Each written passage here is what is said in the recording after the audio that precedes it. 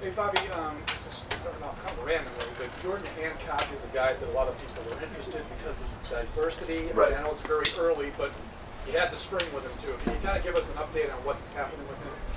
Yeah, we're kind of. I think the best way to say it is we're kind of working him in segments, if that makes sense. So we're getting him to focus on a certain position, maybe here, certain position there.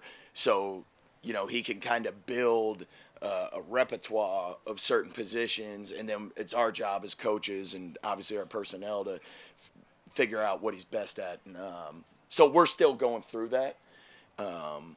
It's kind of one of those things. Give him the reps here, give him the reps there, and kind of figure out what the best role for him would be. Where have you seen Cole Bishop grow? It's funny. I was just having this conversation. I think, I have two high schoolers, and I think the youth nowadays that I'm noticing, whether it's people could say I'm wrong, whatever it may be, is that I think the generation we live in, there's a lot of anxiety. And that's not a bad thing because you want to perform, right? Where there's social media, there's all these things that are there. Like when I was coming up, they weren't there. You didn't have to worry about that type of stuff. So I think his level of anxiety in the way of performance, he knows he's a second-round pick. He knows he's talented. He knows what expectations are. Although we deem his expectations, we make sure we temper those. That's where I've seen the biggest growth. And I think when you take away that level of anxiety of performance and stay in your process, I think that's where he's grown the most. Bobby, going back to Jordan, you mentioned back in the spring that you're going to have quote unquote a drop dead date as to when you decide what that role is for him specifically. Do you have that framework in your head, or is there something you're going to need to see from him before you make that decision to know that he'll be ready for the regular season? I think I get the most drop dead date questions in the going back to linebackers. I think didn't I have a drop dead date on linebackers? No, I think that's organic. Like I said last time, like we'll know. I mean, there's so much as a rookie, and what we're asking him to do is a lot, and we're very hard on him about being detailed with it, and so it'll show up. It'll be one of those things where you'll be like, okay, feel good about doing this and this, or just this, that, and the other, whatever it may be for that role specifically within our defense. We'll know that, and it'll come when it comes, and we'll know. I know I'm. Joey Bosa didn't do team stuff yesterday. Is that part of limiting his snaps, or is he dealing with, how are you? Yeah, we just have an approach we're going with Joey to make sure that we keep him healthy. We have an approach. It's constantly evolving. We're in constant communication with Joey. There's nothing to be, and he wants to get, he wants to make sure his craft is at the highest level. So there's the balance with us of a guy that would go, and us having to make sure, hopefully, in February, end of January, he's still available. So that we're trying our best to do that, and we have a plan. And credit to Nate, Sean, Brandon, and everybody involved with and Joey of us collaborating on what that plan might look like, and it might change as we go. It's ever evolving. Bobby, do you see him as a 3-down guy for you, or is that the limitations are that on what he plays or how much he plays? Yeah, he's definitely a 3-down. I mean, he's a 3-down guy. I mean, the biggest thing for us is making sure, like any good pass rusher, making sure, and you guys know how we rotate. You know how we rotate, and knowing that, or making sure that when it comes down to it in the most critical moments of the game where you have to rush the passer, that he's fresh and ready to go. And that's on us, and we got to make sure we do a good job managing that. It's hard. It's really hard, but we'll continue to work that. How have you seen the differences with Trey White? In his last years, he was putting so much pressure on himself to return to who he was. He seems to be playing and looking more loose and free. How have you seen that change with the 1 year he goes away? It's funny. I think Coach told me a long time ago, you learn from other people's press conferences, right? That's how you learn. So I watch all the press conferences while I'm sitting there working at from people on our team. And I was listening to Deion's, right? And Deion said it, like, he's home. Deion talked about it yesterday, that this is a special place. And it's very unique when guys come back here, how free they are. And that's a credit to the people that have built this culture. That's coaches, that's players, that's front office people that maybe aren't even here anymore. And with Trey, you just saw when he walked in the building, you just saw when he came out for the first practice through that tunnel the other day, you know, the appreciation that the people of Western New York and Bills Mafia have for him and what he's done for this organization, what he's done for me, you know, when I wasn't even necessarily his coach. And on a personal level, you know how hard he works. You know what he puts into this. You guys probably see it. I mean, and those type of things have been here even when he was gone. The things that he instilled here amongst specifically that corner group, they were still happening through CB, through some other guys. And the biggest joy I had was yesterday when I said to him, he was over at practice, he walked over by me, and we were in a team period, and he said, I said, how do you feel? And he goes, it feels good to have some legs. Feels good to have some legs. So I know mentally he's in the right place. I don't mean to go on a long dissertation, but I think he deserves it. And I'm really happy for him. That's the one thing that was holding him back, his legs, because he was coming off the injuries. So, I mean, how have you seen his outlook change? Just not. He had an off season. Yeah. He finally had an off season for 2 years. He finally had an off season, and I think that brings a lot of confidence in moving forward for him. What about the football side of it with Trey? Obviously, we know he's older than he was when he first came in and was an All-Pro. Where do you see that compared to maybe the first? Trey's on a mission right now. Trey's on a mission. So. How do you feel about your depth at linebacker and behind your starters, especially some of those younger guys? Look, like, you know, everything's a projection, right? They've got to perform, and they've got to perform at a high level. I don't like putting expectations on people, but that group, their expectation is higher than anybody else's, which is exactly what we want. The depth piece, there's two parts. They need to perform, and they need to be available. That's the bottom line. And if we do that, we'll be all right. But we need to handle those two things first and foremost. Obviously, Joe Andreessen progressive and put more on his plate. Yeah, I mean, we're putting a lot on his plate. A lot more than we even did last year, right? Because Joe was fresh on the scene. Hey, here's a special teams guy, depth guy.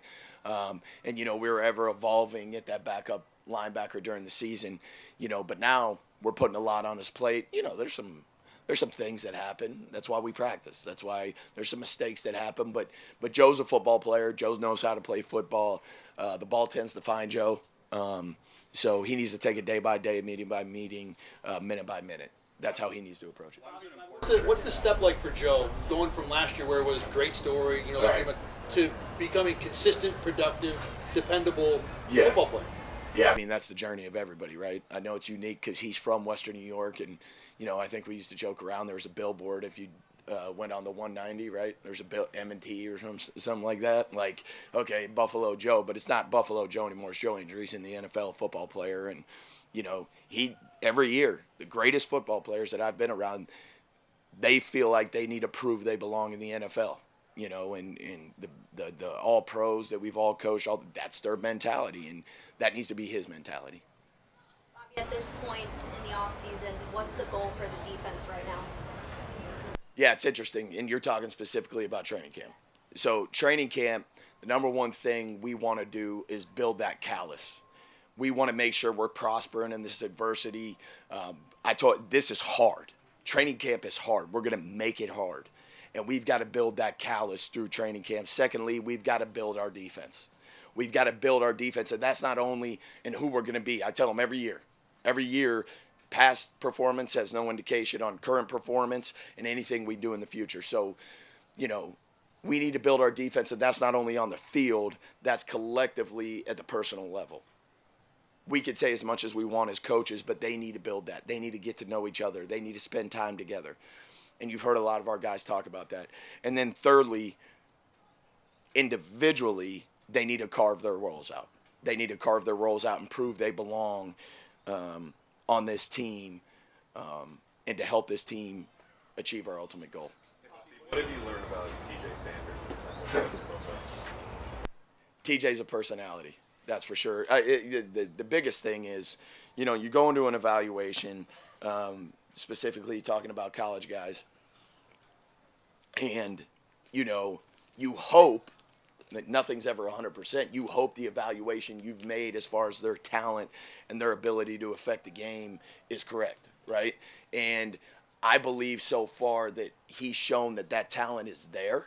There's a lot of refinement that needs to happen, but he fits the Bills culture. You know, he's a rookie. There's things where I got to make sure he understands he's a rookie, but he's shown that he fits the Bills culture, and he wants to be a part of the solution. Bobby, what have you seen from Maxwell Harrison so far the first few days? Day one, he had the pass breakup. You were pretty fired up about that. Yeah. We're not going to ride the roller coaster, but day one, pretty good. Day two, we got a lot of improvement to make, but the great thing is we got practice today, and we need to see those improvements. But no, Max is intentional about, you know, what he wants to be and what he wants to do to help this team win. And the biggest thing with those guys, and you get into this with the young guys specifically, is do not think ahead. You have literally got to be in that second of the day. You try to think ahead, you try to think behind in training camp, it's going to bury you. There's too much going on up here for that to happen. You've got to be minute by minute, hour by hour, meeting by meeting, practice by practice, and I could go on day by day, but you have got to stay, and Sean talked about it today, you've got to be present. You have to be present right now. Is that something you've learned about not letting rookies ride the roller coaster over your time, of not getting too high and maybe not beating them up too much when they're down? Yeah, I think Terrell Bernard has said it when he was a rookie, how I kind of handle rookies. But it's all about creating. There's a fine line, philosophy-wise. You know, everybody has little different opinions, but I have found that you want to pull that leash tight on those guys early on and let it out, because it's hard to pull it back in. So it's not that you're treating them different. It's you're creating, I think I've said it before, that urgency for them on how critical everything is here. You know, in college, they're the best players. So it's, hey, I can get away. Maybe this practice, I pull back a little bit. No. Practice, we treat like games. You know, so it's all those little, you know, how urgent you are in making corrections, how urgent you are in understanding the details of those type of things. So you know, it's just, as far as rookies go, but then there's the fine line of making sure they understand that they belong here and we believe in you. You know what I mean? So I don't know if I answered your question, but I know it's early. Are there any names of guys who are standing out to you that you've been impressed by, who maybe don't get the credit in the media that they probably should? No, I mean, I don't. We're 2 days in. We've had guys that have had good days. We've had guys that have needed to have to show improvement in certain areas. So it's early. I'm not going to get into anybody that's, you know, we have a standard as a defense. The guys know the standard, and they know if they haven't met it. And then they know if they have met it. You know what I mean? So I will say this, in 2 days we have one takeaway, which we are not happy with. What have you seen out of Shaq Thompson so far as he's been able to get a little more involved in the group? Shaq's the ultimate pro. He was texting me all summer long. Hey, I know you're on vacation, but hey, in this clip, what are you know? So no, ultimate pro. We know there's going to be some rust to knock off, you know, and those type of things. But he's a joy. I think Sean talked about him. I'd never been with him before. I've always watched him from afar. So it's great to have him here. Heck of a dude, and really, really happy he's here. What are the challenges? Yeah. Yeah. What are the challenges of walking the fine line of figuring out what Hoyt and Ogunjobi can do? That's a great question. Knowing that they've got a 6-game suspension. I'm not going to go into details on that, but we have a plan, and we will continue to progress that plan. We have a structured way we're going to go about that, specifically in training camp, and then going into that. So we have a plan.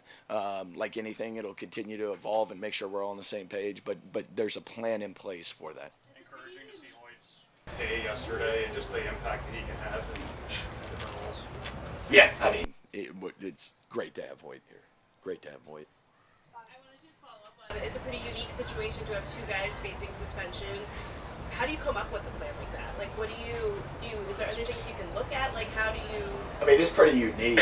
You just do the best you can to try to figure out both what we're going to do here and then also what the plan is, what their plan is, you know. So, you know, there's no ill will there. It is what it is, and we got to adjust like we always do here in Buffalo, and we'll adjust and we'll do the best we can to have a plan that can maximize not only the Buffalo Bills, but can maximize their potential for when they get back. You spoke about how hard you make it for the rookies, and you do that for a reason. How neat is it to see the light come on for some of these second and third year players in training? It's really, really cool. I mean, you know, over my years, you know, you think about, and I'll just throw guys that I've coached, you know, rookies, Terrell Bernard, Dorian, trying to think of DeMar, right? I was the safeties coach when we drafted him, you know, so it's cool to see all these progressions.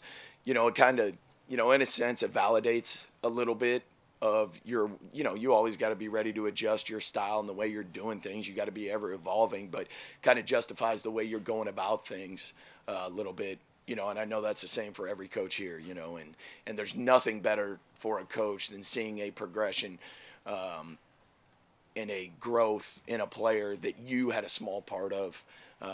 That's why you coach. That's why you do it, you know, and you take extreme joy in that.